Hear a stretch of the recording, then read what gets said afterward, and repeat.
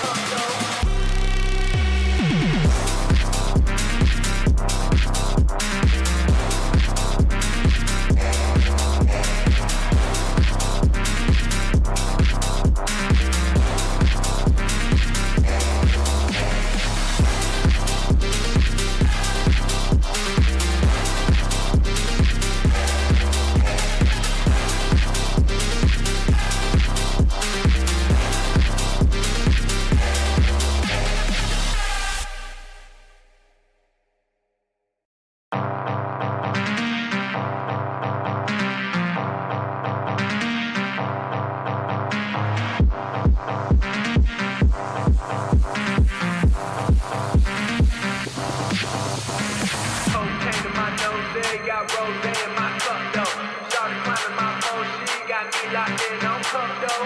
Cocaine in my nose, got rose in my cup, though. Started climbing my phone, she got me locked in on cup, though.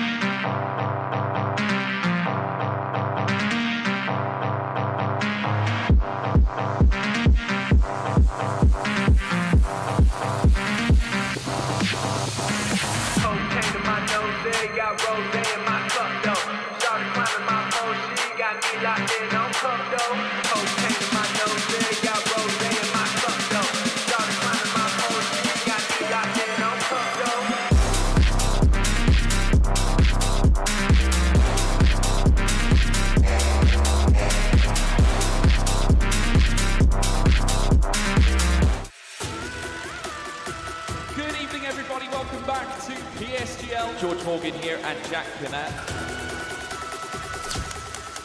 All the lights are currently lit here on track, and it is go, go, go! Contact through the Mercedes teammate! Denoso with a crafty manoeuvre up the inside! Masterclass from the Chilean! Crucial championship points on offer here! Do not count out Danny Berezne. Longe has done the job! This is for the win between these two! Freddie Rasmussen wins the United States Grand Prix! Alfie Butcher wins for the first time ever! Lucas Blakely takes the championship! It's Barry Borman! Jarno Opmeer is your champion!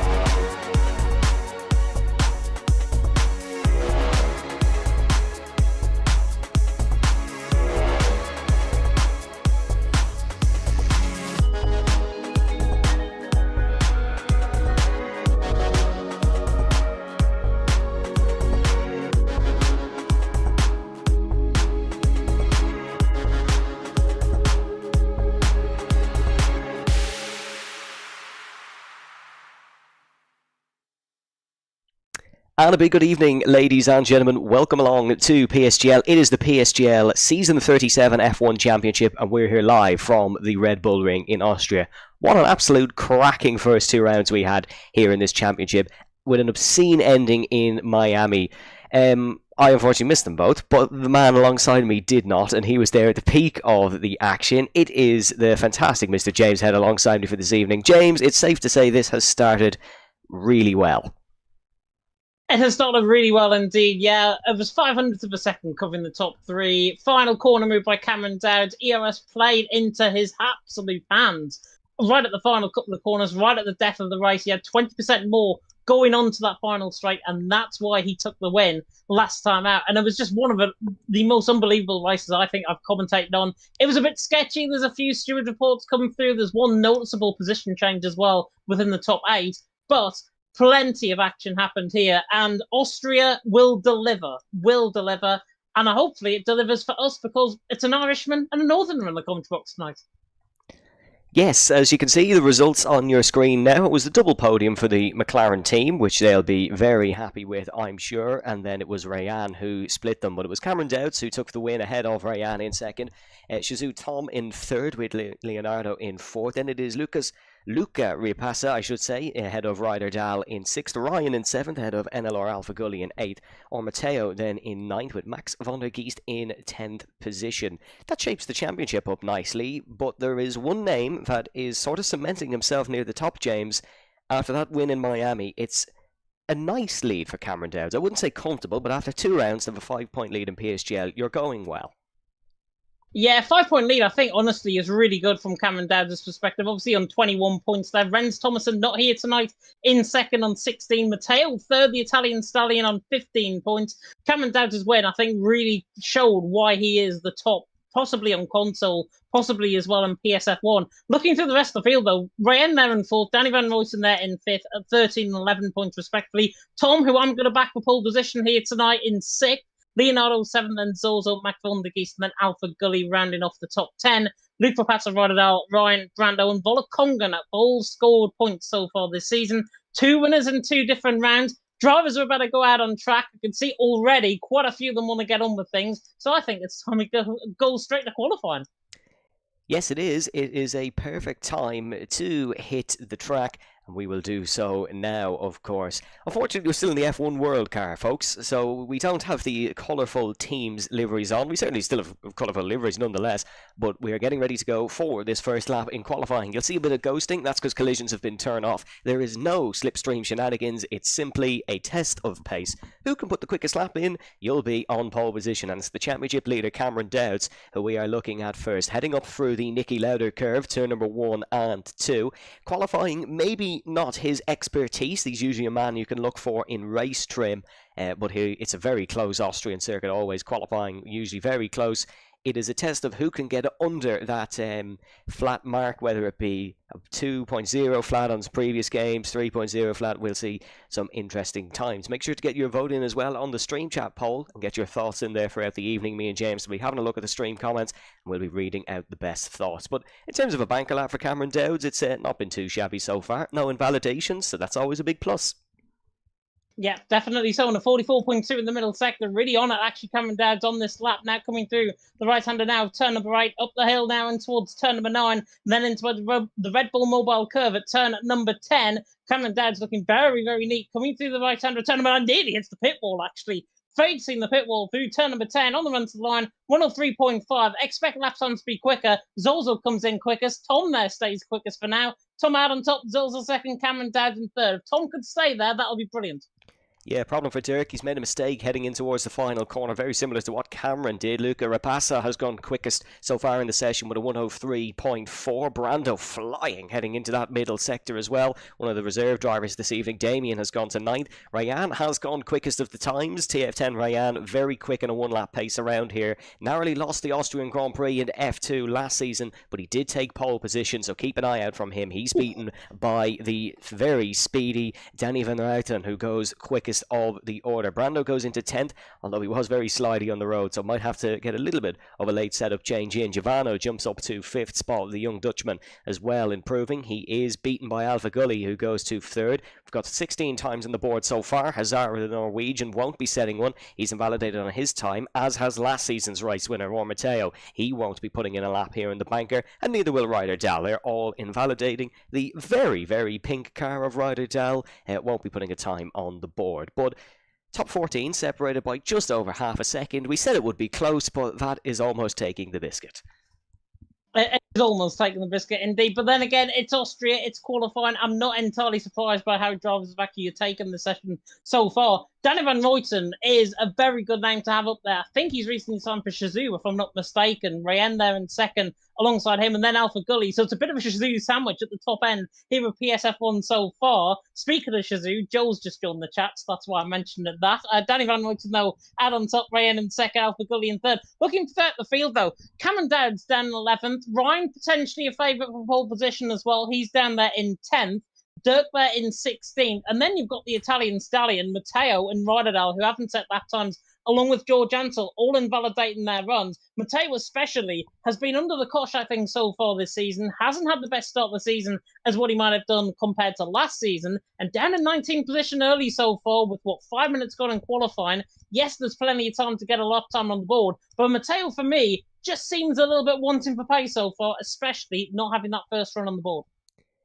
Yeah, the pressure's on now for Matteo, and the more time that goes on in this qualifying session without him getting a lap, the more he will be feeling that pressure. Here's George Ansell. He's another man who's not got a time on the board, but he will start one now. Heading for the Niki Lauda curve, then he's heading up through the flat-out turn number 2 in towards turn number 3. Turn number 2, a non-existent corner, really. Turn number 3 is what you are focusing on. Taking all that curve there on the left-hand side of 15.9. Certainly not a slow first sector. Might be looking to just edge to the lowest stage of that 0.9 down towards the right-hander then. And if I remember correctly, this is James Head's favourite corner name, the Schloss Gold, in towards the right-hander. And then it's the double left coming up here. Nice through there for George Ansell. You can see him working the battery effectively.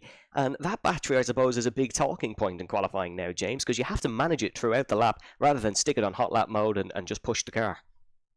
You really do, and especially around a track like Austria, where there's more straights than there is actual corners. You see how George Ansell's having to work that battery, having to really change that throughout the lap. Now coming through that Bill Mobile curve at turn number 10. Been a really decent lap, actually, by the Williams Esports LAN event winner. 103.5 goes behind Oscar. So not a bad lap time there at all from George Ansell. Also, drivers starting up on a lap time. Cameron Dowd's first sector is a 15.9, so pretty much borderline with George Ansell's first sector there. Through there, but his lap time will come, and I think Bell Belby and Bolokongan also just starting up on lap times right now. But Danny Van Ruyten still out on top, Rayen in second, Alpha Gully there in third. Apparently there's no game sound coming through. I'm sure that'll be rectified in due course. Cameron Dowd, though, who I'm on board with now, coming now through into the left-handed turn number 6 at the route curve, and then through turn number 7 at the berth curve as well. And we'll see what Cameron Dowd's middle sector is like. And it's a 44-1 from Cameron Dowd. Oh, as he makes a huge mistake through turn 7 at route.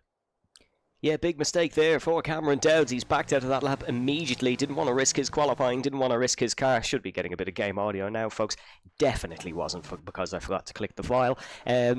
Big error there for Cameron Dowds. He'll be coming back into the pit lane, just letting other cars through. That is just a car coming into the pit lane, of course. But Cameron, yeah, that's disappointing because that was a big improvement in that middle sector. Potentially what he needed to jump towards the top of the order. He's actually going again, so we'll keep an eye on that in a couple of moments' time. Here is Volokongan coming towards the start-finish. He will improve, but no positional improvement, actually. He'll then be beaten by Bell Bai, who improves by just over a tenth and a half. And then it's Luca Repassa, who extends his gap on the field and goes quickest overall. Zorzo invalidating at the first corner. No time there for him. Shizu Tom, previous podium sitter here at the Red Bull Ring in PSGL F1. He's starting on his lap, but that's a major slide heading through the Niki Lauda curve, all over the curb there, rather ironically, and that will lose him a little bit of time. Let's see what his first sector split is. It's a 15.9, but it's slightly down on his previous best. There's Brando coming towards the start-finish line, just jumps up to 5th just as we take a look at him. Here's Alpha Gully, who is improving on his lap. This might be enough for pole. No, not quite, just slower than Danny Van Ruyten in second position. He's not found any time in that middle sector either, down by 4.5 tenths of a second. So Luca Repassa, the early pace setter here, very much so.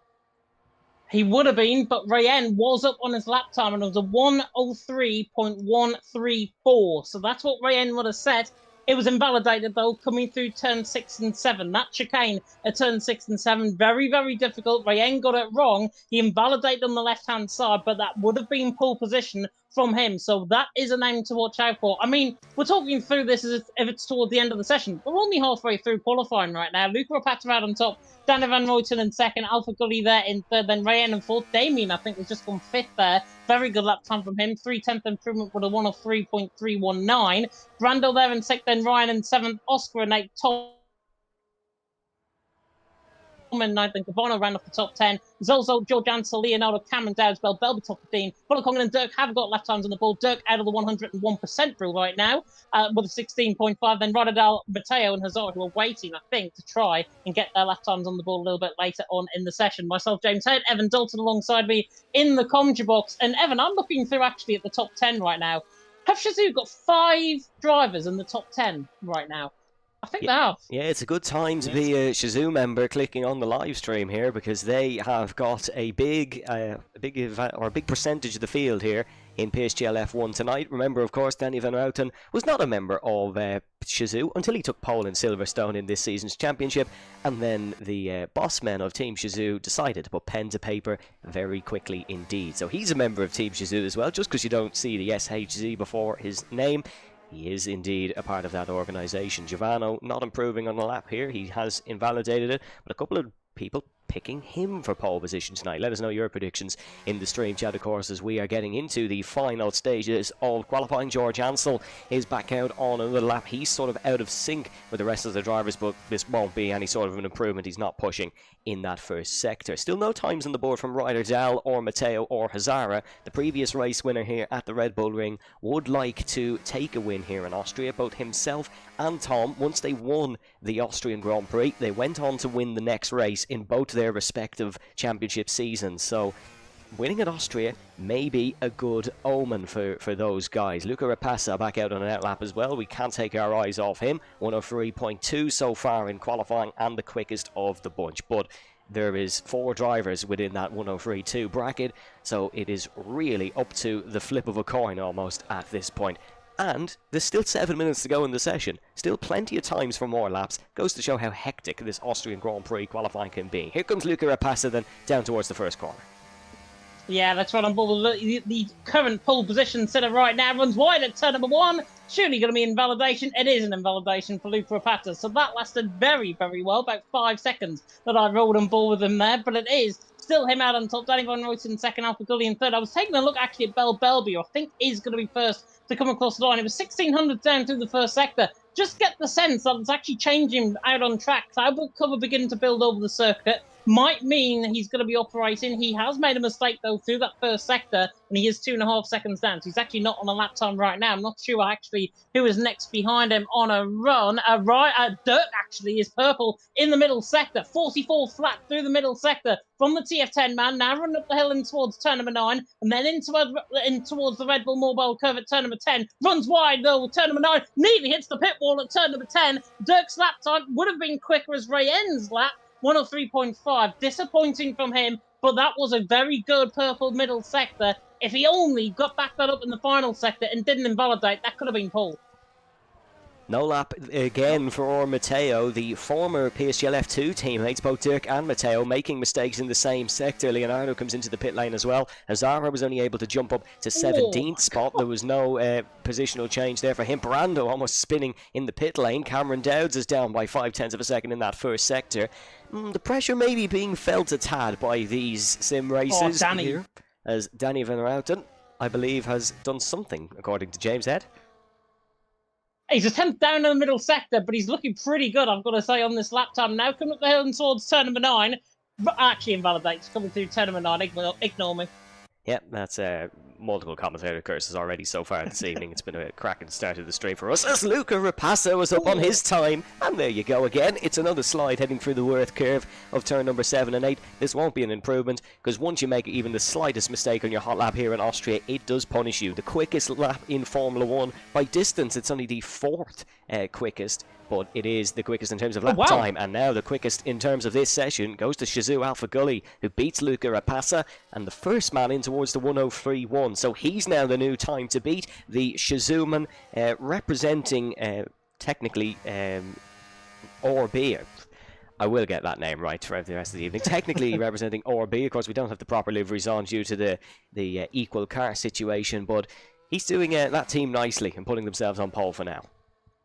Yeah, the Visa RB, as I like to call it, of course, for Alpha Gully, Yeah, the I wasn't former sure to go with NLR. V-Carb or not.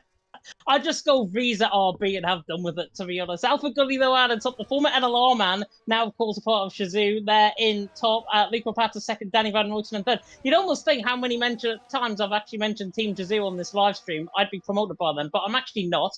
It's just purely the fact they've got quite a few drivers in the top 10 right now, which is really, really strong indeed. They've still got, I think, 5 in there right now, but Alpha Gully out on top. Luke Rapata there in second, Danny Van Ruyten there in third. Cloud Cover, as I mentioned earlier on, beginning to build over the circuit. Belby, however, is on a lap time. He invalidated in his last run, a 10th and a half up in the first sector, was a 15.9, so he's looking good as he now comes down in towards Schlossgold at turn number 4. Yep, let's have a look then at the previous PSF5 driver. Finished third in the championship on his previous visit there. It wasn't last season, it was season 35, but look, it's his previous championship season. He's in the top tier now, and ooh, that's a healthy improvement in the middle sector.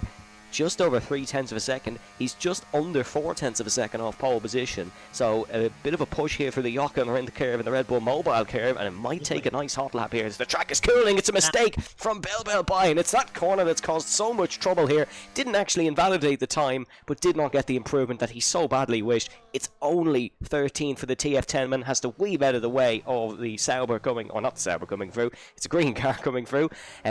So that might be the last run of the day for Belby. Utterly disappointing there. It was looking great until the final corner, and that's Tom we've just seen clatter into the wall. That's Shazoo Tom out, heading for the curve. He'll start no higher than 11th. Rayan to pole though. He steals it. Second man into the 103 once.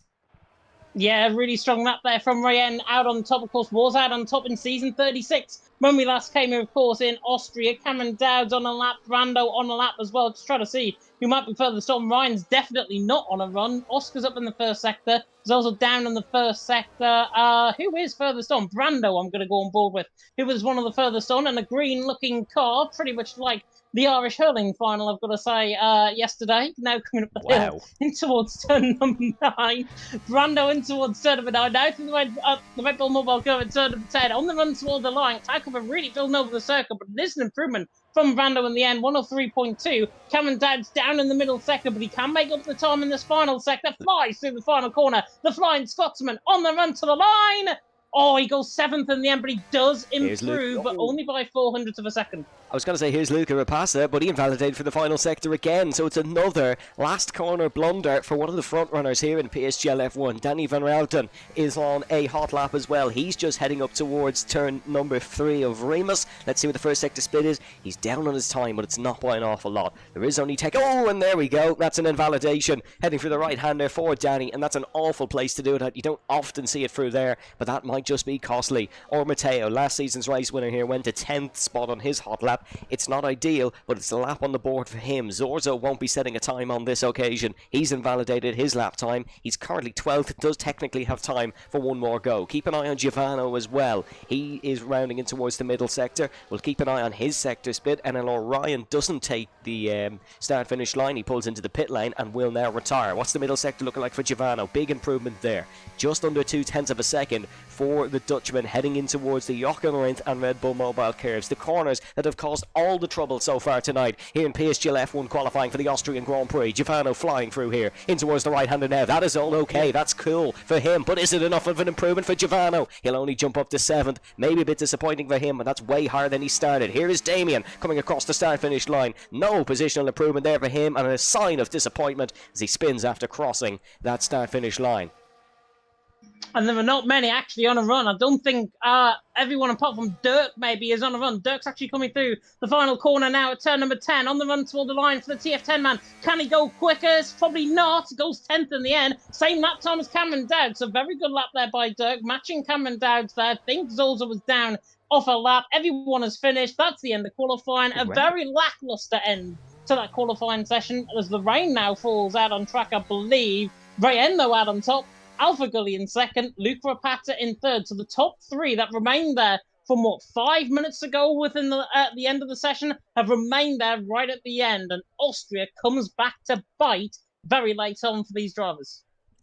Yeah, TF10 Rayan took pole last season in PSGL F2, was not able to convert it to a win, but he starts on pole here in one division higher in PSGL F1.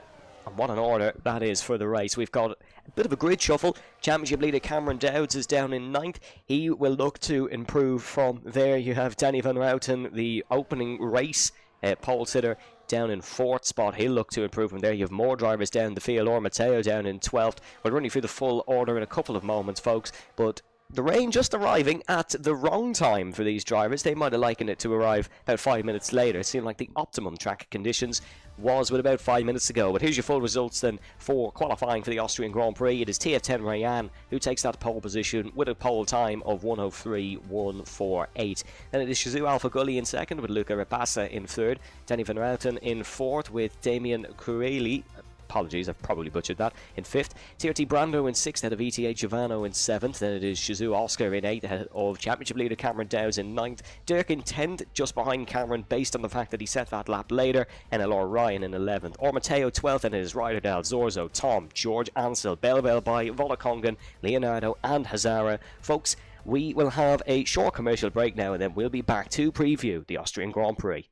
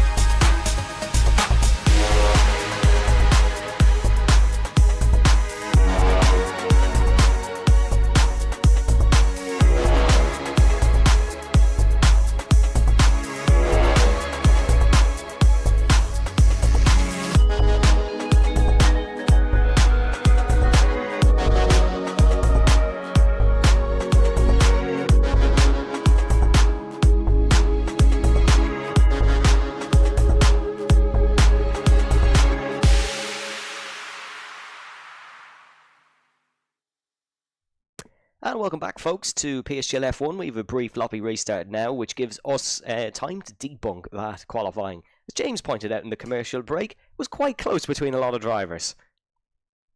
It was very close between a lot of drivers. 4/10 of a second covering the top 19, 5.5 tenths covering the top 20. So really, really close. That just comes to show, I think, PSF1 really, really close around this track. And in the end, Rayen out on top in a qualifying session that was marred, I think, with the lackluster attempts that they were putting in very late on, the changeable conditions late on as well. But Rayen indeed out on top. And that's not his first pole position either. I think he took pole position, if I'm not mistaken, in F2 last season.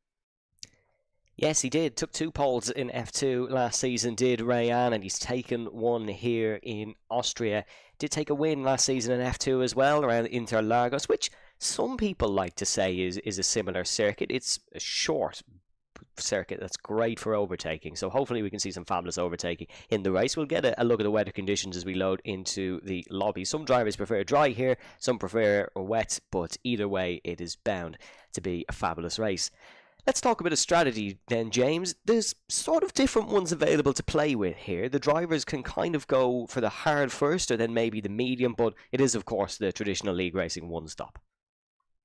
It is traditional, yeah. League racing, one stop indeed. Medium compound tyres. I was watching F2 a little bit early on, just before Evan joined me in the commentary box. And F2, it looked like mediums could only last around about 11 or 12 laps, not like the 18 laps that I've got in the notes. They'll take a note from that, because I think it's going to be really interesting. The medium compound tyres, if they last around 11 or 12 laps, then drivers decide to pit in, it could potentially be that one stop. The hards are more durable, of course, on this game, so the hard compound tyres might be the tyre to be on.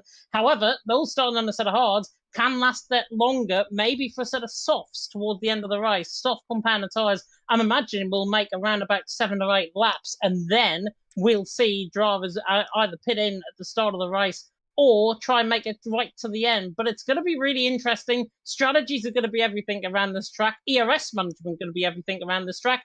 I think we've got everything for another race of the season, like it was last week in Miami. Yes, Miami was an absolute barnstormer. Denny Melton in the stream chat saying awful last 3 laps. Qualifying didn't go to his plan, but definitely keep an eye on him. He's a man who has a lot of experience in close quarters racing. He's a 3-time Dutch karting champion in Rotax, Micro, Mini and Junior. So he kind of knows what to do when there's a lot of cars around him around smaller circuits. So he's definitely one to watch. Cameron Dowds, of course, one to watch. Ryan from the pole, obviously you have to watch him. He's starting first for a reason.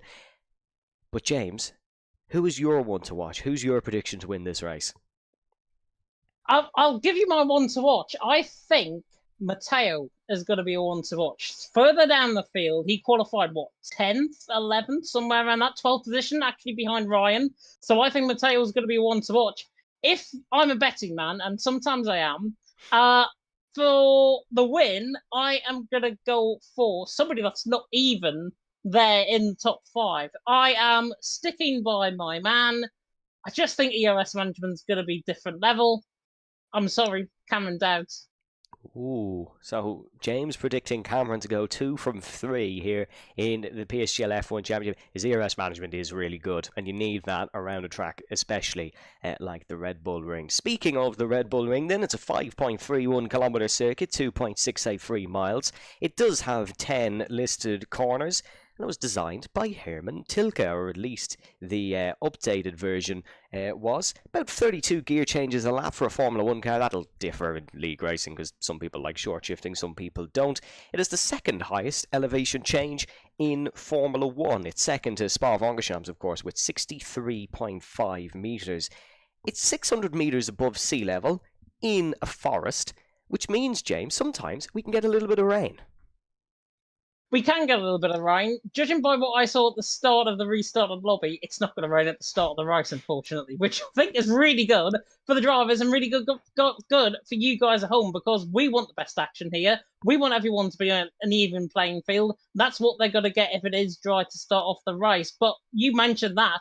Obviously, with the Styrian Mountains as well, 73% of Austria is made up of some form of mountain range, either the Alps or the Styrian Mountains like we are here. Oh, however, word. I have just seen... Oh, word. Oh my god. The hills are alive with an absolute downpour here in Austria. That makes things a lot more interesting. You can throw whatever strategy we were waffling on about out of the window, because that'll be the full wet tyres. This no longer becomes an ERS management game, James. This becomes surviving the laps of the race. Surviving the elements, I think, is what the drivers are going to be facing, definitely. I don't know why I had you guys on as saying it's going to be a dry start to the race. It is dynamic weather, I believe, that is set within these restarted sessions. Dynamic weather, the Austrian gods have thought, we may as well throw out an absolute deluge out on track. That's going to suit drivers, though, further down the field, like NLR Ryan, who I know was very, very strong in intermediate conditions. It looks like it's going to start off full wet, so imagine that the likes of Cameron Dowds, Ryan, I'm looking at Matteo maybe, he's going to be quite strong further down the field. Up through the field, though, Rayen very strong in the wet conditions. Watch out for him. And do you know what? I'm going to backtrack and not go Cameron Dowds for the win. I am now going to go Danny Van Ruyten for the win. So James going for Danny to excel in these wet conditions. This Austrian Grand Prix has been won by some absolute PSGL classics in the past, and some fantastic drivers have never won here, and they've had trouble. It really can be a race of attrition sometimes, with the weather conditions, with the strategy, with the battles, and with the other drivers. Matteo has won here in the past. Tom has had some success. Flotman, who I don't believe is actually even here tonight, has also had some success here previously in the past. But this is a whole different ball game. It is F1 24, it's wet conditions, it might be a new experience for some drivers. Let us know down below your predictions as well. The drivers will be getting their setups on, they'll be making sure they're on the correct tyres for these conditions, which there's only one answer really for what the correct tyre is. That's going to be the extreme wet. There's certainly nothing else to go from, but the excitement is building, and this is going to be a good one. Yep, full wet compound tyre, by the way, can dispose of 75 litres of water every single second out on track. So expect it to dry up towards the middle part of the race. It's going to be really intriguing to see how these drivers face up to conditions, face up to their strategy, face up to their demons potentially out on track as well. But whatever is going to be happening within the next 36 laps, all I can say for lap 1, all hell is about to break loose. Yes, they say rain is the ultimate equaliser. Let's see what happens when we have a circuit where the 20 drivers are already pretty much equal as it is. 19 drivers separated by 0.4 of a second in qualifying, and we're going to throw them onto a soaking wet 4.318 kilometre circuit. That's if we ever get started, because we've been waiting for quite some time here in Austria. They're readying up now. Okay, we are readying up now. I was getting a bit panicky for a second. The last time me and James went to do an F1 race together, it didn't start. So, you know, got to just be prepared just in case. But they are readying up now. We are going to get going soon. Once again, get your final predictions in before this race gets underway. Rayan will look to achieve what he could not do last season, and that was win for Haas from pole position here at the Red Bull Ring in Austria. He has a mighty challenge in front of him, and as the 5 red lights come on here in the Styrian Hills, we go racing in Austria. That's a great start from Alpha Gulli off the front row. Rayan's going to have to defend here in towards the first corner, and you can see Alpha Gulli immediately looking for the inside line. Luca Ripassa, who was quickest for a lot of qualifying, trying the outside. Danny Van Routen has got a great run here behind Ripassa up towards turn number 3 of Remus. All hell could break loose here if one missed times they're breaking, so you've got to be opportunistic with your moves. Van Routen goes for the outside here on Luca Ripassa. It's very, very wide for Danny Van Routen, though. He's going to have to get the car tucked in, get the traction down, and try and accelerate down towards turn number 4. We see Cameron Dowds already showing his experience. He's up 2 positions. He's ahead of Oscar and Giovanni. Giovanni maybe just struggling at the start there. There's a big dive from Ryder Dow down in towards the Schloss Gold. Ryder Dow gets past NLR Ryan. Wasn't able to get past Giovanni. Still a fabulous start by him. He's up 3 positions. He is up 3 positions. Cameron Dowd's up 2. Maybe another position being gained further down the field. Leonardo to the inside line of Volakongan through the middle sector. He's got the position ahead of Volakongan. Belby, though, has done them both potentially to the inside line. Now in towards turn number 7 and 8. He's on the outside line. Just barely see them through this absolute torrential rain that is here on lap 1. Belby still to the inside line. Hazara there on the outside line just cuts him up. It's still Rayan that leads. Alpha Gulli in second. Luke Rapatch in third. The top 6 have remained as they are. Big position gains though throughout the field, as Evan mentioned. Cameron Dowd's gaining 2. Rydal gaining 3. Hazara gaining 3 throughout the field as well. But Rayan has mastered the first lap, outdone Alpha Gulli on the first lap, and now he can try and pull away. But in these conditions, anything could happen in Formula 1, and it usually does. Yes, Shizou Tom falling down to 20th place. He's lost 4 positions. He may as well be Tom Hanks in Castaway at this point, because it just looks like acres of sea in front of him with the spray. Shizou Volakongan having some trouble there in towards turn number 3. He ran wide but has recovered the car okay. Down to 19th position though, and losing a place while doing so is Cameron Dowds looking to make the move on Brando in towards the right-hander, and you can see they're still side by side heading up towards the double left-handers. Dowds on the outside. Brando has just fallen behind him. I think that's a smart choice. And Dirk and Matteo are side by side throughout the entirety of that first sector. Now through the entirety of the middle sector, halfway down the field, Matteo tries to hang up on the outside line. Just about holds on to that move from Dirk, who absolutely nearly done him through turn number 7 and 8. It's in at the end, the Italian stallion who comes out on top, but look at how much time they forfeited. Now a second behind Ryan, a second behind Rodadell. They are now losing out potentially on any DRS and ERS that might come to them later on in the race. But Rayan leading the way, Alpha Gulli there in second, and Alpha Gulli's actually got a side sets now on the leader of the race in Rayan. He's using overtake mode up to good effect. About 30% of ERS he's got. Is he going to go for the move? He's low on fuel, I've noticed as well. He doesn't decide to go for the move. So Alpha Gulli, interestingly, starting lower on fuel than Rayan, as Cameron Dowds and Brando and Oscar, actually. Brando and Oscar are side by side with Gavano and Rydal, also 2x2 Noah's Ark. Yes, here comes Luca Rapassa looking for the move as well, but Alpha Gulli opts for the outside line. Not able to go around the outside of Rayan, who is braking slightly later for the corners. Luca Rapassa just sitting behind and waiting for something to happen as we ride on board with the 3rd place man. Is he going to go down the inside in towards the left-hander, heading in towards Rauk? He absolutely is, and that's an absolutely fantastic move on Alpha Gulli, who is sliding almost going sideways out of the corner. He's going to keep it around the outside. This is dangerous territory here on lap 3 of such a long race. Danny Van Routen gets past as well. Alpha Gully falls down to 4th, but take nothing away from the fantastic move from Luca Rapassa. He's up to 2nd. That's given Ryan a buffer, though, 7/10 clear at the front. And it was incredible car control as well, actually, from Danny Van Royten to get that move done. Alpha Gully just about nearly snapped the rear end on the right-hand curb, coming through turn 7 and 8. Lost the position as a result to Danny Van Royten, but now he's got to watch in behind because Damien Curiel's right on the back of him. They're in 5th position. Cameron Dowd's not too far off this space either. Everyone, I think, is in a bit of a line of stun, apart from Gavano and Brando, who are going to be side by side now up the hill and towards Remus at turn number 3, turn in P8 and P9 in towards turn number 3. The rain is easing out on track, just about to get better visibility in the next couple of laps. Brando and Gavano are still side by side, nearly running down in towards turn number 4, but I think Gavano's going to go for the move again. He is to the inside line. Achloshgold in towards turn number 4. Brando as well, still side by side. I think he'll get the better traction, gets much better traction compared to Gavano, and Brando is still there in 8th position. But here comes Ryan into the mix as well.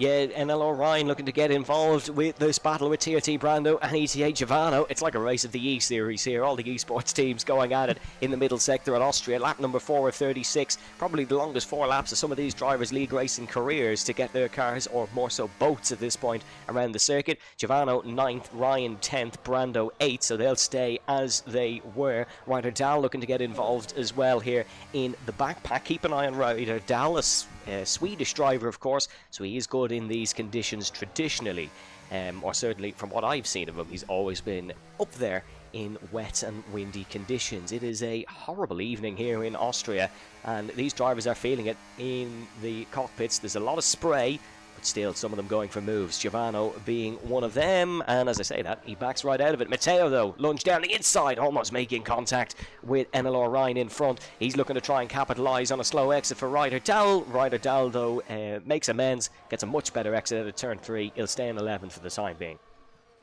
First, really seen Matteo being aggressive, to be honest. I think all season he's normally quite good in terms of getting the moves done, but again, he just seems to be off the cuff compared to everyone else in the field, especially the top 10 right now, who are beginning to pull away from that battle of Ryder Dahl and Matteo. They are 3 tenths behind on Ryan, so if it does become drier in the race, they will get the DRS a little bit later on. Big gap, though, forming between Alpha Gully and Damien Curiel for 4th and 5th position. Alpha Gully, of course, down 2 positions now. Damien there down non-position, because he actually remained as he is, but he's under pressure from none other than the Flying Scotsman in Cameron Dowd, right in behind the young talent, the young man, only 15-year-old. We were having a discussion just before we came live about how young he is. He's still 15, and he's going into his GCSE year. Maybe he can give himself a good early present, maybe with a move on the back of Damien Curiel running up the hill in towards Remus at turn number 3. This is looking very easy indeed for the Flying Scotsman. Does he take off like he did in Miami? Yes, he does. Cameron Dowd to the inside line at Remus. Easy as you like. He's through and he's into 5th.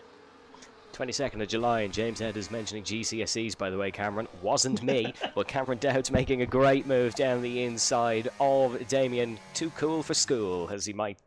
No, I've messed that up. Too cool for school. Yeah, that is the race. He might be saying as he drives past.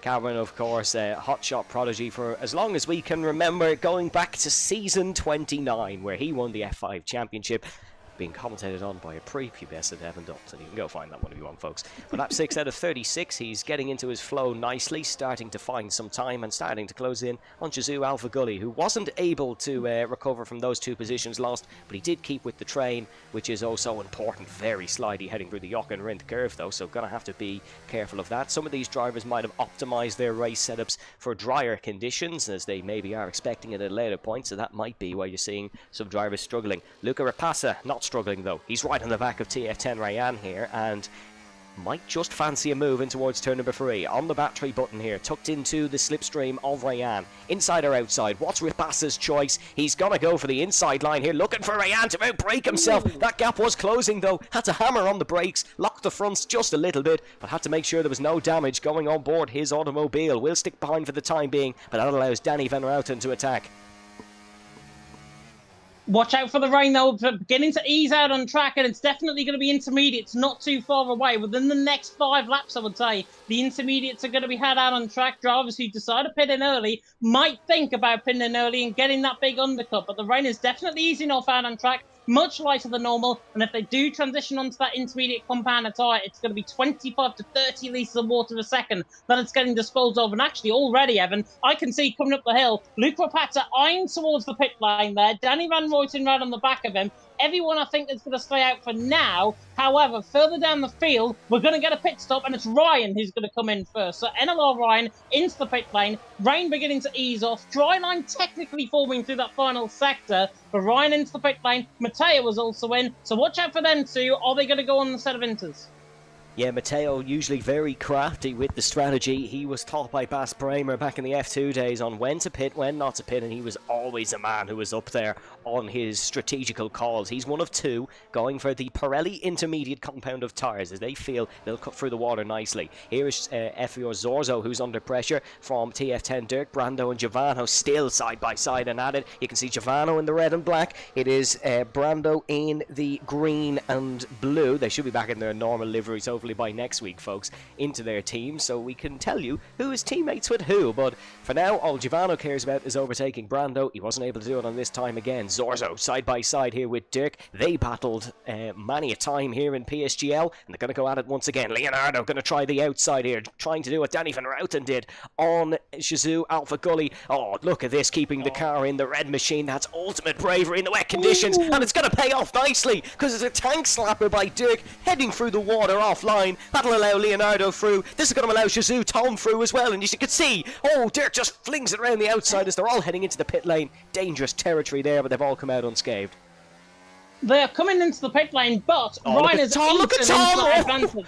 He almost got him on the brakes in towards the pit lane, went for it, ended up on the grass, and just decided, you know what, this is not worth risking my race over, and just pulled back in immediately. But speaking of brave, that certainly was it.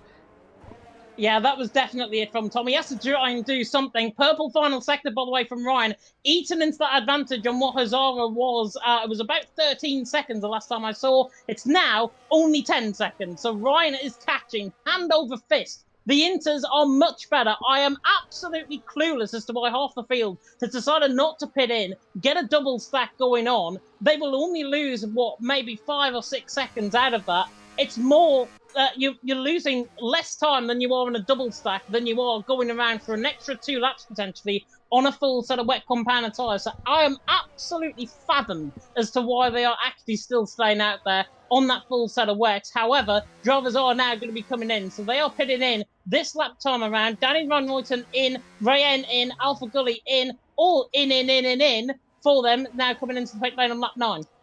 Yeah, you got to make sure your pit entry is millimetre perfect here. You will pick up a penalty if you do cross that white line, although any regular PSGL viewer is probably well aware of that rule by now. Here is Luca Rapassa then, running for the final corners. We presume he's going to be way ahead of Rayan here due to that undercut. TF10 Dirk has stayed out. He's the only man staying out on a set of wets, just trying something different, maybe goal hanging for a safety car. Luca Rapassa, though, is your new provisional race leader. TF10 Rayan comes out in provisional second, currently third. NLR Ryan is cutting through the field here. He's up to 7th place. Or Matteo is pumping in quick laps. The fastest lap of the race, in fact, and he's now trying to stay ahead of Brando and Oscar. You can see Giovanni way behind Brando because he pitted a lap later. That is what the undercut has produced. He's now battling with the Spaniard of FIO Zorzo, who is still living on cloud 9 from a football result, but any clouds in the sky here are currently affecting him. He's down to 14th place now behind Giovanni.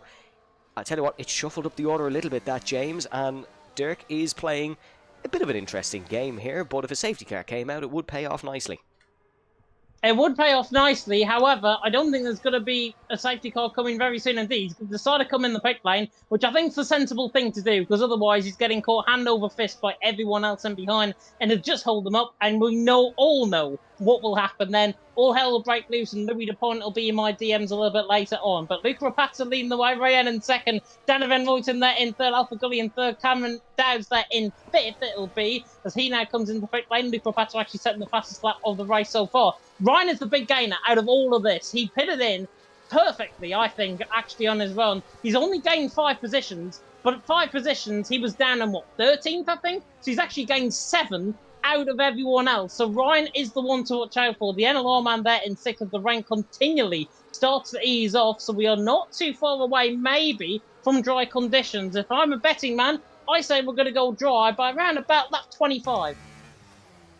Remember that one, folks. Lap 25 is your expert prediction here in the commentary box for it to go dry. I think that's a good call, actually. I think we could maybe even have a couple of laps before that, potentially. But we'll see how it plays out. Weather can change pretty quickly here in the Styrian Hills, just like it can at other circuits like Spa-Francorchamps or your other global circuits like Le Mans. It can change pretty quickly due to the fact some of it is a lot higher than the rest of the track. Alpha Gully slowly closing in on Danny Van Routen. Cameron Dowds is closing in on Alpha Gully, as you would expect. You would certainly expect Cameron to have been exposed to some wet weather in the past, being from Scotland, just like anyone from the UK or from Ireland has. Fastest laps being pumped in left, right and centre though, and Cameron Dow's one of them. 1:11.944, your current fastest lap. That's only going to get quicker as we go on, because the track is drying. There's more grip for these drivers to work with. You can see Alpha Gully is going to lose this position to Cameron Dowds, whether he likes it or not. Cameron way ahead, doesn't even have to contest it into the braking zone. The championship leader's up to 4th. Yeah, and that's a very simple move, actually, from Cameron Dowds up into 4th, thinking about his own race. Alpha Gully thinking about his own race as well. He's on the same compound of tyres. They can now work together, not because they're in the same team. They can just work together out on track. 4th and 5th position on the back of Danny Van Royten. Danny Van Royten actually losing time compared to Rayen. 3/10, 4/10 per second. I think he's lost this lap compared to Rayen early on. Oscar's right on the back of Ryderdal as well in the middle sector, in 10th and 11th position on lap 12 out of 36, a third of the way through here in PSGL, PSF1. If you are enjoying the stream, like, comment, subscribe, tick that notification bell if you're brand new to the channel. Luke Papat's currently leading your roll call from Rayen in 2nd, Danny Van Royten in 3rd, then Cameron Dowds 4th, Alpha Gully 5th, Ryan in 6th, and Damien Curiel in 7th, Mateo in 8th, Brando in 9th, and Ryderdale top 10 in the pink-coloured car, with Oscar in 11th, Gavano in 12th, Tom making up good positions there in 13th, Zolza Joe Jansel 14th, 15th, Belby, Dirk, Hazara, Volokongan, Leonardo has changed position for 3rd, Cameron Dowds easily breezes past Danny Van Royten up the hill. Yeah, Cameron ahead now of Danny Van Routen, and that is a... He's cutting through the field extraordinarily quickly here. 1.8 up to Rayan now. You wouldn't be surprised if he catches that. It certainly seems like he's the quickest man for now on this intermediate tyre. The wet tyre might not suit Cameron's driving style, but certainly the closer we get to slick running, the quicker he is going to get. Danny Van Routen probably just biding his time as well. This is sort of a middle part of the race that you just want to survive at this point.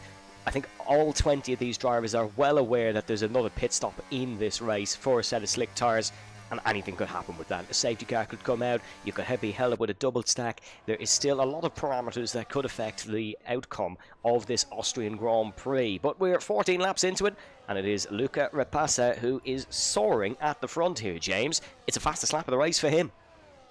Not for long, because Cameron Dowds just set a faster lap then, and about 100th of a second quicker. Mateo now setting the fastest lap as well. Cameron Dowds is 1.8 seconds off the back of Rayen. It's not looking... It's looking bad for my prediction, because I actually went back on and predicted Danny Van Royten for the win, and Cameron Dowds is now in 3rd. So just come to show what I know here in the commentary box right now. Never trust your laurels is what the learning part of this is, as I think it's beginning to stop raining out on track. It is still falling, but it is considerably lighter once again. It is still raining though, and the dry line is still beginning to form down towards Schlossgall at turn number 4. Everything else though I think is going according to plan. I'm looking through the ERS by the way. Alpha Gully's on 90% of battery, looking really good at this stage. He just needs to force Cameron Dowds and Danny Van Royten even into the pace, I think. Try and catch up the front two. If that happens, if Cameron Dowds, Danny Van Royten can drag Alpha Gully without him using that ERS, Alpha Gully is in this race with that ERS advantage right now. He's got, what, 40% more compared to Danny Van Royten? However, I have just nearly commentators cursed him because he just nearly spun at turn 9. Yeah, Alpha Gully, I think, was he called it a curse in qualifying? Could well have been, but there's a clear ERS advantage for him, and that might just be why he just let Cameron breeze past, because he knows the race is not going to be won or lost on this lap.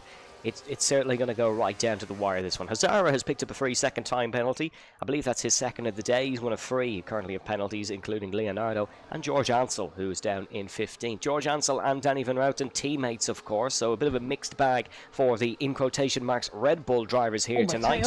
One of the Ferrari drivers of Matteo is overtaking one of our results. This is a sort of back to the composured Matteo that we are used to, James. He's not making any rash decisions, but he's still making up time.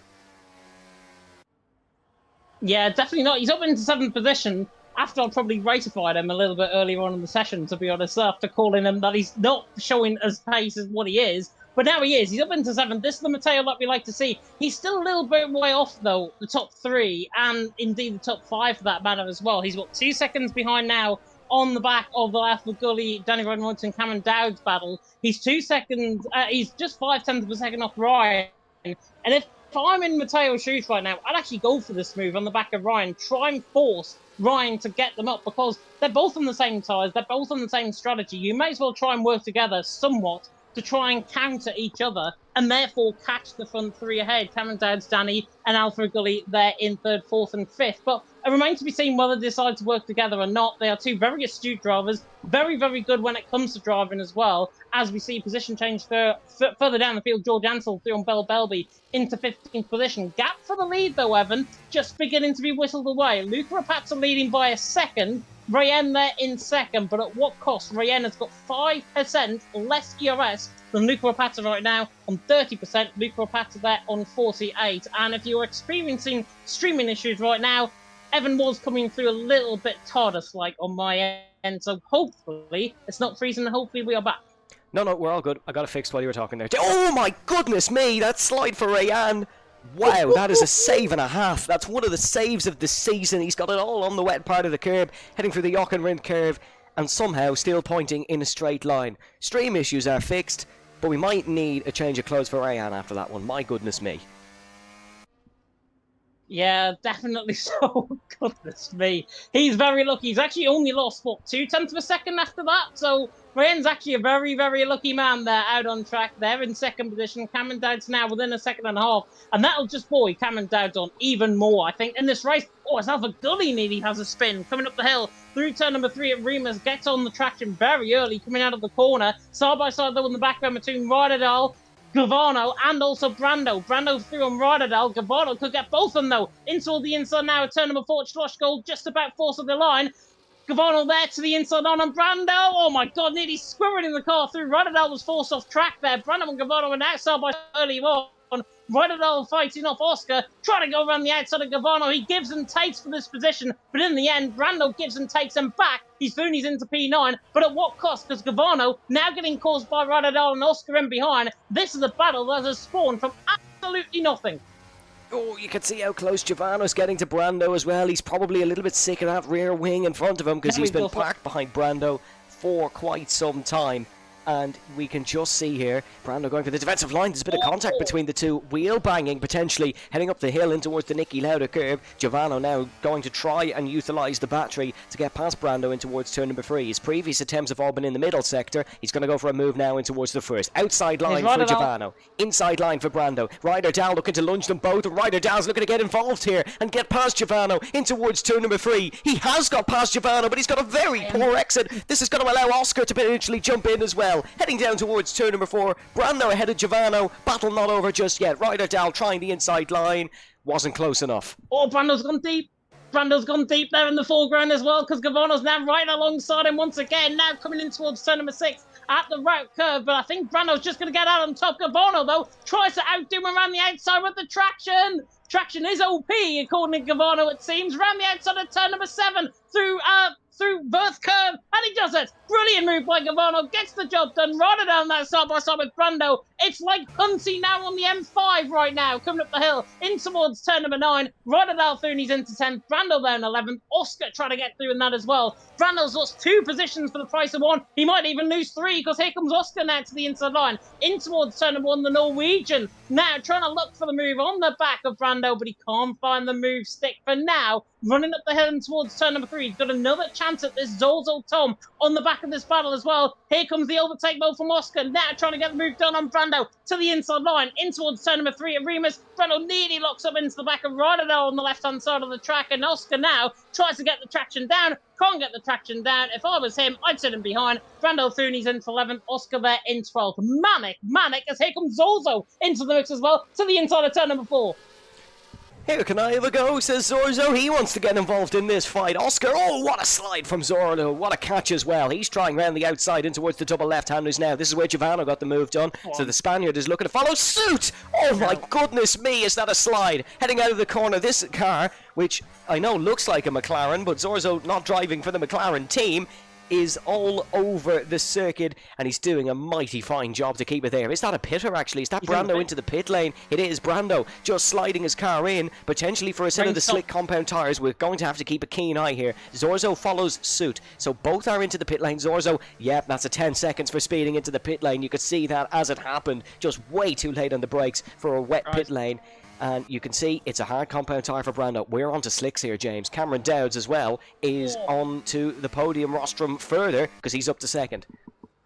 He is in second indeed, but Ryan now coming back at him down the hill and towards Schlossgold, turn number 3, and I don't know what he's got on that car, but that straight line speed is something. Oh, Cameron Dowds nearly cuts him off there at the pass, coming through turn number 4, and Cameron Dowds there remains in second. But honestly, they are going to have to be putting in around about now. Brando Zorzo and Bell Belby all into the pit lane, still looks intermediate out on track. The dry line is forming though. The track is drying very quickly, I've got to say, out on track. You mentioned it right, Evan. This rain stopped. Lap 20 we're on now, going on to lap 21, and drivers are coming in the pit lane. So my prediction, lap 25, not too far off. You were right, though, my friend, because everyone now begins to come in the pit lane, and Ryan runs across the grass, nearly runs into the wall, nearly runs into the back of Cameron Dowds into the pit lane. Ryan does not want to be doing that because he nearly forced me off my chair. Yep, and you can see Danny Van Routen going for the slick compound of tyres. Cameron Dowds going for the mediums. It seems like Brando's gone for the wrong compound here, James. He's gone for the hards, where it seems like the mediums is the tyre of choice. No. I think that's actually a pretty good strategy. Oh my word, Danny Van Royten, Alpha Gully coming out of the pit lane, all squirrely, and it's still DRS disabled out on track, so we're still in that intermediate compound of running at the minute. But I think, honestly, Brando might have done this right. I mentioned earlier on about the medium compound tyres. Their first stint in F2 only lasted 12 or 13 laps. So these drivers are going to have to take these, 15, 16 laps? They're going to be absolutely punished coming to the end of the race. Whereas we've got Tom and Ryderdale side by side. Leonardo's retired in the pit lane. Damien side by side as well, along with Dirk. Tom, Ryderdale also going side by side, trying to difficult to get through 2 battles. Ryderdale on the outside line now, in towards turn number 4. He's got way too deep on that car. Tom through, Oscar through as well. Ryderdale back in 13th. But what I was trying to say, that is now drivers filtering the pit lane from the front 4 positions. I think a set of hards is actually going to be better off in the longer term. If those tyres go 12, 13 laps into their stint, they're not making it to the end. Short-term pain for long-term gain seems to be the tyre strategy here as Giovanni stays out on that set of intermediates. You can see him cutting through a retired car of Leonardo. Any stream issues you did have, folks, should be all fixed now. Everything just stabilising, so once again can only apologise for that. But we're all good here, and all is calm on the Western Front. It's not calm on the race circuit, however, because this is chaotic, and this is quite fantastic for the spectator. Ryan and Cameron Dowds, that's actually looks like a problem for Cameron Dowds. He was slow off the corner.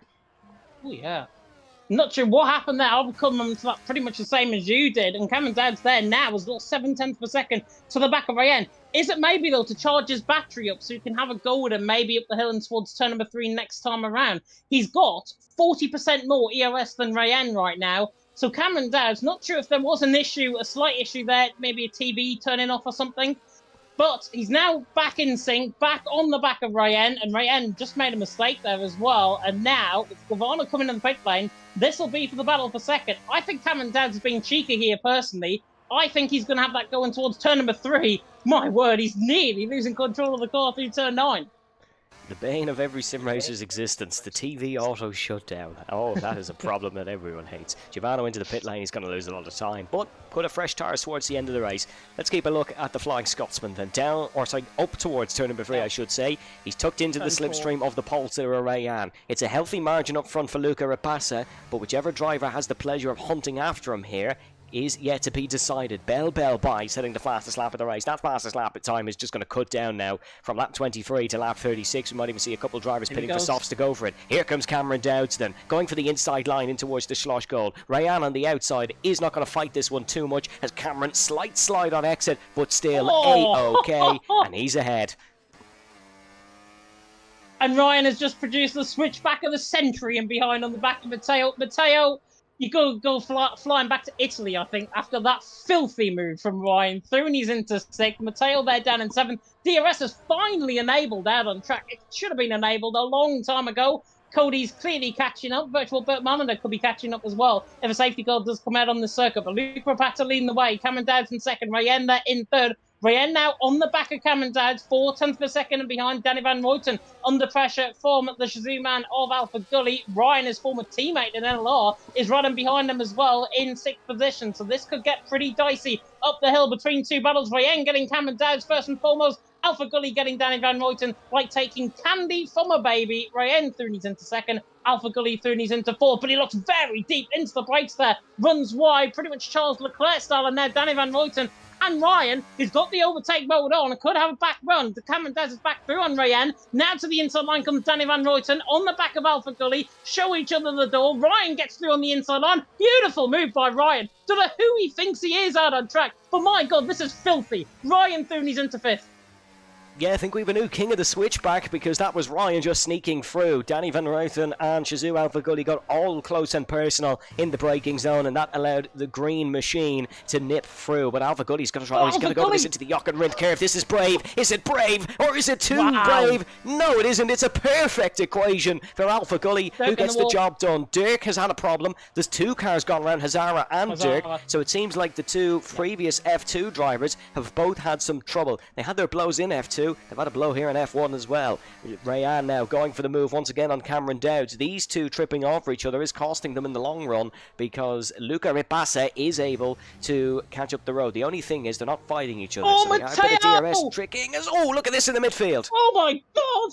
Matteo to the inside line, tries to get 2 for 1. It's like Miami WRS in Legacy Division here for Matteo to the inside line. Down in towards turn number 4 at Schlossville, trying to get the move done on the back of Alpha Gully. Marvellous. How on earth that was a 3 wide in towards turn number 3, I do not know. The Italian stallion strikes again. Matteo Throoney's into P5 on the back of Danny Van Ruyten. If he had the overspeed, he could have got all 3 of them within a couple of corners there. But Matteo through, and he's into 5th. I don't know how that worked out, Evan. Honestly, I'm speechless.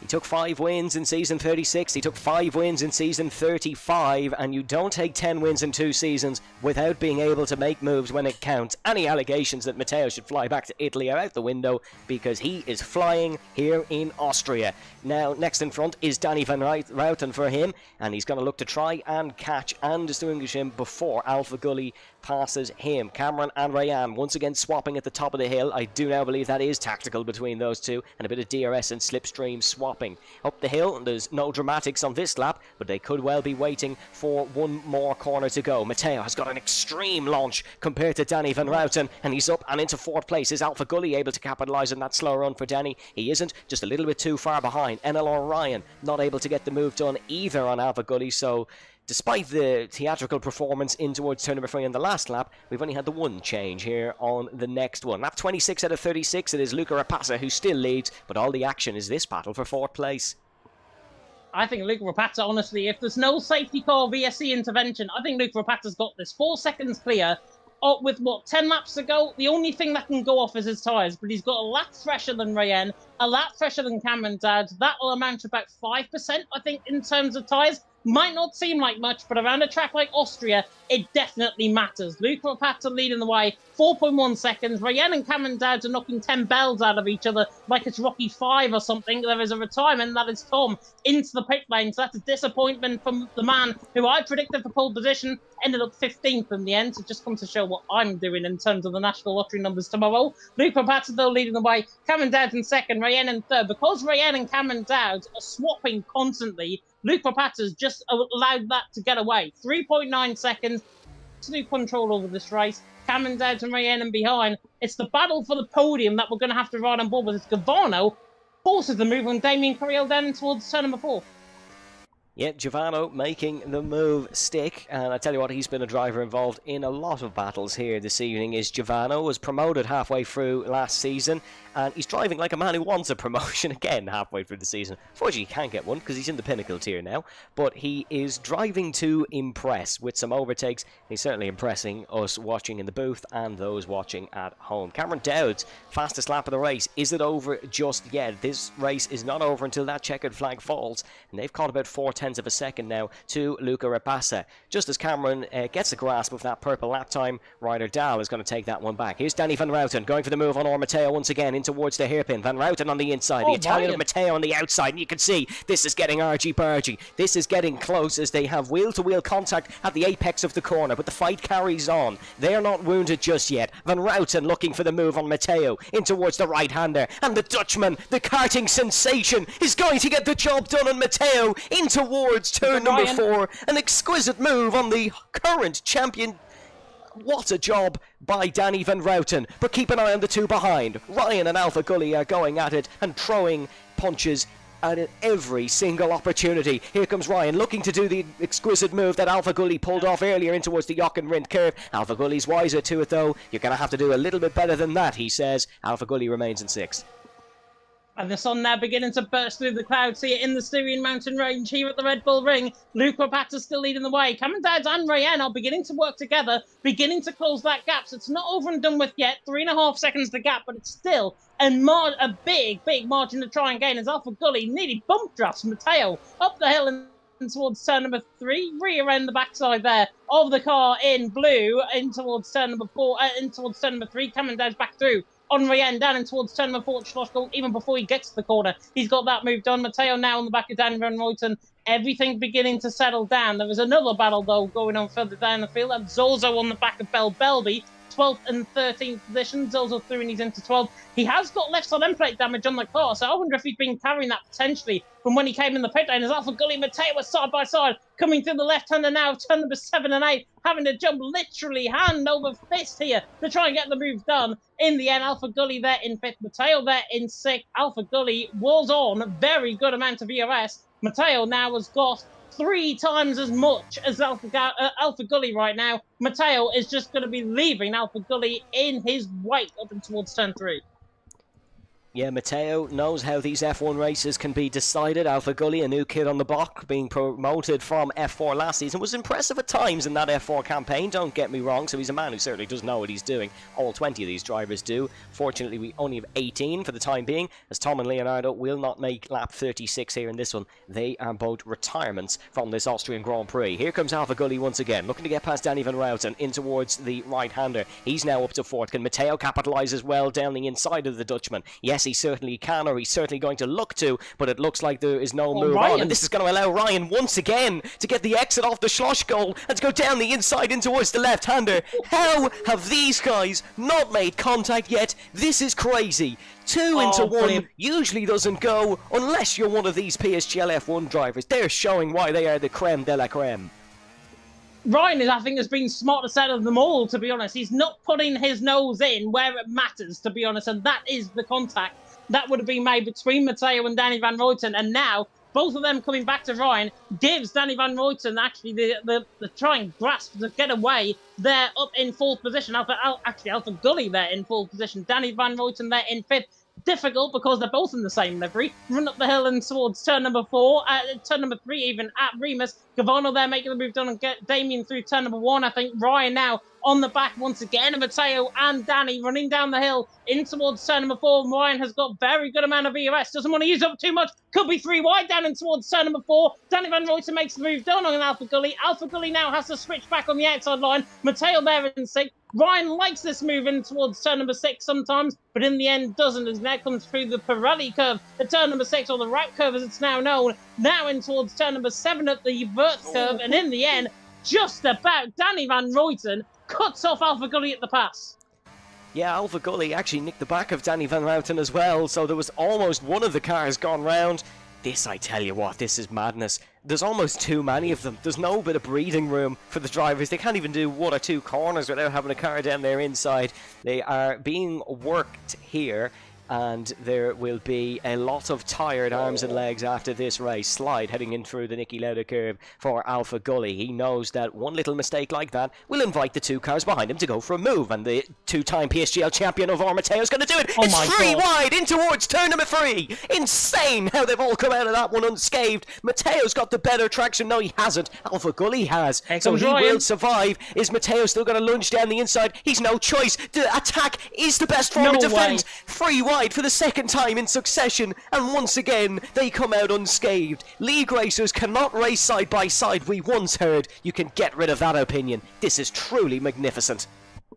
Oh, I need a fan from how good this battle is. This is absolutely unreal. Danny Van Ruyten there in 4th, trying to escape away now from Alpha Gully's clutches. Matteo and Ryan have been knocking 10 bells out of each other, almost as if they're auditioning for Creed 4, I think, at this stage. Ryan on the back of Matteo, 6th and 7th position. How on earth these guys have not made contact, I do not know. It is absolute testament to how they are driving out on track. It is phenomenal racing. Austria normally produces the goods in terms of safety cars. These guys are producing the goods in terms of the battle. Ryan making the move done on Cameron Dow's up into 2nd. Ryan's now going to try and have a crack again at Matteo. Maybe down in towards turn number 4. Just settles down on this lap around. One outbreak, though, from either of them could bring Ryan back into play in this battle. Damien Rodadal also fighting throughout the field as well. There's so many battles going on, it's unbelievable. Alpha Gully on the back of Danny, down in towards turn number 4, not getting the move done. At least it's settled down between these 4 now. Where's the 3 wide? I've come to expect it at this point. Oh no, here's the battle. Here comes Mateo looking for an Alpha Gully. No, it just sits back for the time being. And it's all quiet now once again. Nice and peaceful here, the Austrian. Oh no, it's a 1-minute lap, so we'll have it in about 14 seconds again. What an insane race this has been. And we still have a couple more laps of it to enjoy. Let's look away for just a brief moment to George Ansel and Efior Zorzo, who are side by side. The Briton versus the Spaniard, which has always ended calmly in world sports. And you can see George Ansel will come out on top this time. Bell by going to look to try and get the move stick as well. Back up to our warriors in the battle for 4th. Let's look back from Danny Van Ruyten, and you can see the chaos occur live from the track. Look at Alpha Gully, the run he gets in towards turn number 3. Look at the run Mateo's getting because of it. He's going to lunge down the inside as well. There's no time to waste now. You've got to make your move stick. Danny Van Ruyten has been pushed to that outside line about 14 times today, but he's coming out on top of it once again into the slipstream of Alpha Gully, down towards the Schloss goal at turn number 4. It's Ruyten, Mateo, and Gully side by side by side once again, and Danny Van Ruyten is somehow going to survive here, is he? No, Alpha Gully is going to get the move done. It's 2 by 2 they go, and it's going to be Alpha Gully who comes out on top this time. Look at Ryan as well, sneaking it down the inside. How on earth are they doing this? This is absolute madness. This is one of the best battles I think I've ever watched in league racing. I'll be honest, this is absolutely insane. Alpha Gully in 4th, Danny Van Ruyten in 5th, Ryan in 6th, Mateo in 7th. Regardless of how this result goes in the next 2 laps, just give them credit for how good they've been in terms of this battle. It has been phenomenal to watch out for. That's taken away from the battle that's happening for P2 right now with Ryan and Cameron Dowds. Cameron's on a full battery. Ryan's on 89%, but we're going to cut back to the action for P4, 5 and 6, and goodness knows how many other positions in behind as well. Because here comes Danny to the inside line. Alpha Gully trying to loop it around the outside. Ryan there as well. Still 2 by 2. Bit of Goldstein in effect. We do not like to see that, to be honest, but now it's side by side down the straight in towards turn number 4, and it could be 3, maybe even 4 wide down the straight in towards turn number 4, still with the Goldstein in effect. Alpha Gully's the one that's going to come out on top and all of that, because that could have been an absolute cataclysmic incident. Danny Van Ruyten, Mateo trying to loop around the outside of both of them, still elbows out, still great racing. Final lap is all yours, Evan.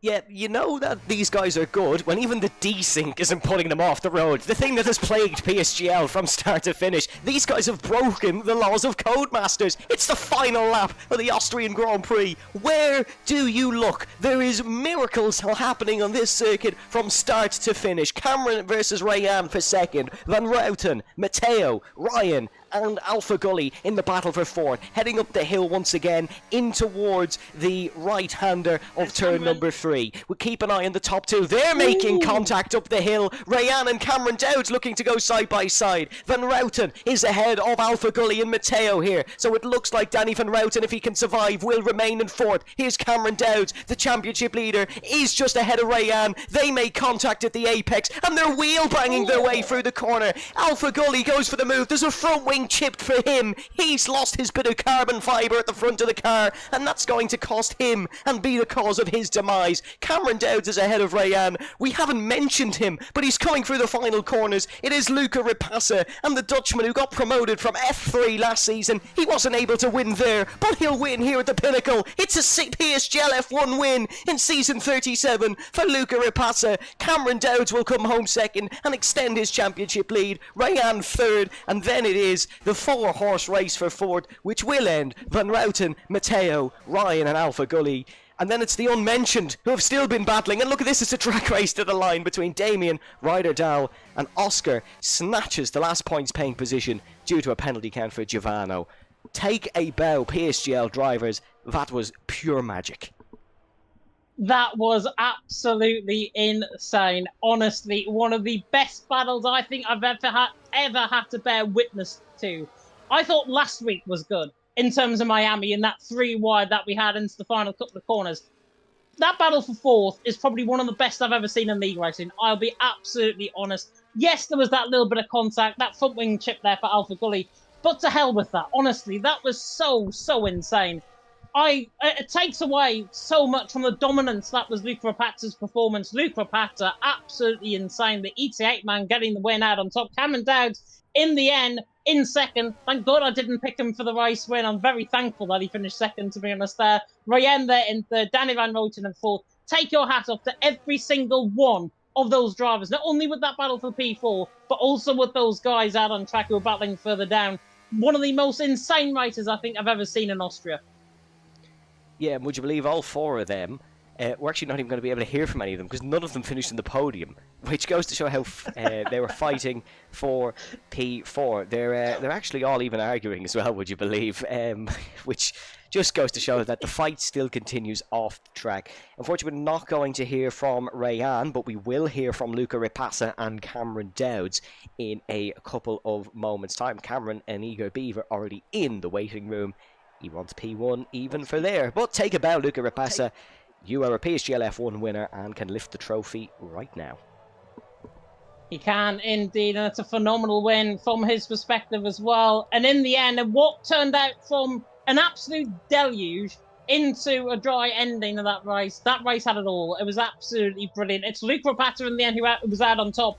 3/10 actually slower lap time compared to Cameron Dowds, who finished in second. Rayen there in third. Danny Van Roten there in fourth. Matteo ran off the top 5. Ryan in sixth. Alpha Gully in seventh. Don't know how he ended up seventh, to be honest, out of that. Damien Curiel in fifth, in 8th position. Fastest lap point also, I think, counts for him, so he gets that. Rodadal in 9th, and then Oscar ran off the top 10. Then it's Gavano in 11th. They had their own private fight in the final lap. Volokongan also battling with the likes of Bell Belby, Brando, George Ansel 15th. Then Dirk 16th. Zolzo Hazara, Tom, Leonardo. All drivers, I think, apart from Tom and Leonardo, finished. Absolutely phenomenal racing out on track. Cameron Dowds and Luca Rapassa are waiting. I'm not sure if they are joining on PlayStation though, so we might have to hop for it to the waiting room. Yeah, let's hope this actually works. Let's bring in your race winner first. Yep, there we go. That was to be expected, really. Let's bring in Cameron Dowds then and try him. Hello, Cameron. Can you hear us? Yeah. Okay, we have both of them here. Okay, no we don't. Lucas just left. We have Cameron here with us at least. Cameron, second place today, but it was a hectic battle between yourself and Rayan. Talk us through it from your perspective. Yeah, the qualifying made my life a little bit harder, but again, you'd be surprised, but as a PB in session again, on this game, the qualifying is just I think it's the ERS modes, to be honest. It's just really distracting and annoying throughout the lap to be flicking a button every single corner. I really don't like it. But in the race, I had very good pace in the wet. I think I started like ninth or something, and then I was up to fourth or fifth quite quickly. And then the front two were a little bit more difficult to catch, but I was still chopping away at the gap. And then I managed to get past Ryan, and I think maybe um had we had pitted at the same time as Luca, I think we could have given him a run for his money, but he perfected the strategy. He paired at the right time, so fair enough to him. And then he was very fast. It was very hard to gain on him because I thought with the DRS that me and Rian were swapping, but then when I would let Rian pass, I think he must have been lower wings or something because in the middle sector we were losing quite a lot when Rian was in front. So yeah, that was something, but I don't think we would have caught Luca anyway. He was very fast in clean air, and congratulations to him. And then the battle with Ryan was quite fun. I knew we'd be trying to catch Luca until maybe 3 laps before the end, and then we both just harvested battery for the fight on the last lap. In terms of the championship, then you have extended your championship lead with that second place. Are you just going to take it race by race and you see what you can do, or is there a clear long-term ambition? Obviously the ambition to win the championship is there. I'm not here to come second, but we'll see because there's a lot of quick people in this league now, like the likes of Luca, Brian, and even Danny and Matteo, and that are very quick too. There's probably more that I've missed out, so it's going to be tough, but aiming for first. James, any questions from yourself? About that final lap battle, to be honest, because it looked like to me, I was on board with Rayen down and towards turn number 4. It looked like Rayen lost the rear end coming across to you, and that bit of wheel banging was occurring. Was it just that and Rayen just losing the car, or was it a little bit more forceful from him? Coming at turn 4, I kept feeling these massive bangs through my steering wheel. I don't really know what was happening. It didn't really affect me too much, but I mean, made my heart go a bit faster feeling those big bangs, but I was alright. He's a big boy. He can take it. Simple as that, I think. And indeed, in terms of the next race of the season, we head, of course, to Spain. It is a track that is going to be in 2 weeks' time because we've got the break week next week. Spain in 2 weeks' time. First of all, are you attending? And second of all, how do you think you're going to go around that? Yep, I'll be there. And I have not done Spain on this game yet, so I really couldn't tell you. On the previous games, I really like Spain, but this game's just a whole new ball game because of how bad it is. So tracks I previously liked, some of them I hate now. But yeah, we'll have to see. Hopefully, it's a decent track for this game. But yeah. Yeah, hopefully it will be similar style of racing compared to here in Austria tonight. Cam and Dad, go and enjoy your evening. Yeah, thank you, you too. Very welcome. And we can get Luca in, I think, Evan. Yeah, let's hope third time is the charm for Luca to come. No, it isn't. He's left immediately. Oh. We'll give him another second to load back in again, and we try get our race winner in because I'm sure he is buzzing to talk to us. I'll keep an eye on the waiting room there, James. But you mentioned it. Next week we head to Spain. Not next week. After. Hold on. Let's hold that thought. Luca Rapassa seems to be back in. Say a prayer, folks. Hello, Luca. Can you hear us? Hey. No. So in terms of next week, James, we head to Spain. What can we look forward to? We'll try and go to him, I think, in due course. But yeah, I think Spain is going to be really intriguing indeed in terms of how the racing's going to fare on. There's normally quite a lot of aggressive battling going on around there. There's quite a lot of VRS training going on around there. It's going to be really intriguing, I think, to see how the racing goes on. It's not going to be too dissimilar, actually, to what we saw in Austria. And what we saw in Austria was the race of the season so far, even if there was a bit of contact towards the end of the race and there was that rain right at the start. But insane racing out on track, and hopefully there is no rain in Spain because you know how that saying goes, Evan, and I'm not repeating it on stream. Yeah, hopefully not. Hopefully no rain in Spain, or maybe it could be interesting. Who knows? Let's try one more time then to get our race winner in. Hello, Luca. Can you hear me? Yes, I can. Ah, yes. Finally, we can hear from our race winner, Luca. Congratulations! You are a PSGL F1 winner. Tell us how that feels. Oh, that feels amazing, honestly. Oh yeah, everything was perfect. The race, the pace was good. The strategy, I got some perfect calls. Maybe a bit lucky with Cameron and Ryan fighting behind me, but it's absolutely amazing. Coming into tonight, did you think you had the pace to dominate in such a fashion that you did? I reckon I knew I would be around the front, maybe fighting for podium, but winning by 4 seconds, I could never have thought it. It's just, yeah, I'm very happy. And James, any questions from you? Not really, because I think, to be honest, I'm just going to say this to Luca now, that the battle for P4 was overtaking, I think, what was going on with your battle going on out on track. Yeah, Luca, but in case you end, didn't see, which, I mean, obviously you didn't because you were driving the car, all hell was breaking loose behind you. Well, I was hearing, I was in the party with my engineers, and they told me, like, it was insane there. So I was just listening to what was happening there, and just chilling around, like, at the phone, just driving the laps. I bet Luca wishes, to be honest, he was actually in that battle for P4 and actually getting a little bit of piece of the action, Probably not. rather than dominating the race out in front. Oh no, I'm very happy dominating the race. I'd rather dominate every race than be fighting for P4. Now, a 4-second victory, I think, shouldn't be overlooked. I said at the end of the race that was a very dominant victory, I think, from your perspective. Obviously, you had that battle with Cameron and Rayen in behind as well. That suited you, I think, really well because you just pulled away, even though it seemed like for a period of, I think, 5 or 6 laps before the end of the race, they were just beginning to work together and they were just beginning to catch you slightly. Yeah, I was noticing when Cameron was behind me, they were gaining quite a lot. But then every time Ryan got in front, they lost like 2 or 3 tenths each time. So I was just hoping like they would battle enough, and I'd rather not have Cameron behind me because he's very quick. Yeah, he is very quick indeed. And 2 weeks' time, of course, we go to Spain. Same question as I asked Cameron. First of all, you're going to be here, and second of all, how do you think you're going to get on? I will be there. I guess I have to do the same as this race, this practice, and just try to make the best out of it. Definitely so, and the move to E8 is definitely suiting you well. I've got to say that as well. Congratulations, Luca. Go and enjoy your evening. Thank you very much. You guys too. And that is it. A big thank you to our race winner for joining us. James, it's a good thing we have a break week because I think we need a whole week to debunk that one. That was just a classic from start to finish.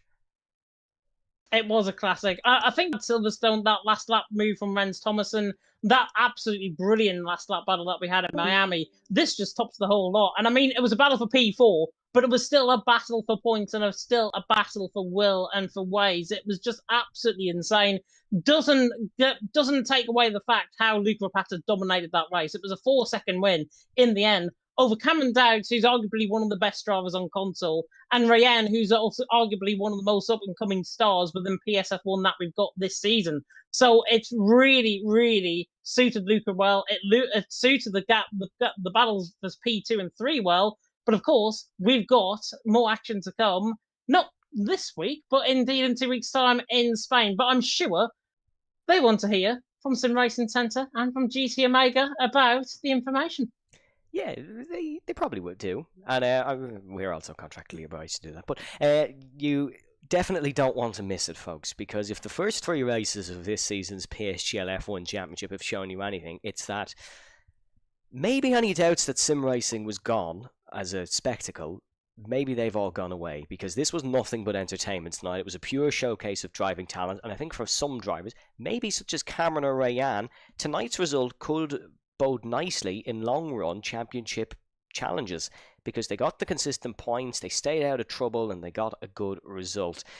Go back, rewatch that battle as much as you can, folks, because it is one for the ages, that battle for fourth. I'm sure there'll be a social post about it as well, and make sure to check out all our social media channels, PSGL on X, on Instagram, on YouTube, on TikTok. Some fabulous stuff going on across the board. A big thanks to our title sponsors and our sponsors that you will hear from in a couple of moments, and a big thanks to James Head, who was... Oh, yeah, there we go, sorry. Check out the chair.